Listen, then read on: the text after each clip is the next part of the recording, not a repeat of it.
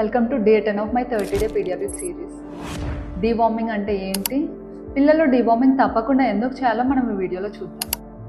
నేను doctor Navya, pediatrician at Madhapur, Hyderabad. Deworming అంటే ఏంటో తెలుసుకునే ముందు వార్మ్ ఇన్ఫెక్షన్ అంటే ఏంటో చూద్దాం. వార్మ్స్ని తెలుగులో నులి పురుగులు అని కూడా అంటాం. ఈ నులి పురుగుల ఇన్ఫెక్షన్ పిల్లల్లో కామన్గా చూస్తాము. ఎందుకంటే పిల్లలు ఏదైనా అన్హైజీనిక్ ఫుడ్ తినడం వల్ల, అన్హైజీనిక్ వాటర్ తాగినా, మట్టిలో ఆడి చేతులు వాష్ చేయకుండా నోట్లో పెట్టుకున్నా, చెప్పులు లేకుండా మట్టిలో ఆడినా ఈ నులి పురుగుల ఇన్ఫెక్షన్ వచ్చే అవకాశం ఉంటుంది.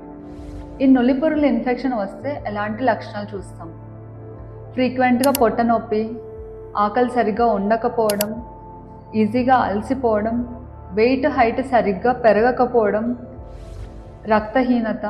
కొన్నిసార్లు ఈ నులి పురుగుల ఇన్ఫెక్షన్ వల్ల సీరియస్ కాంప్లికేషన్స్ కూడా వచ్చే అవకాశం ఉంటుంది. ఇవి బ్రెయిన్లోకి వెళ్ళి పిల్లలకి ఫిట్స్ వచ్చే అవకాశం కూడా ఉంటుంది.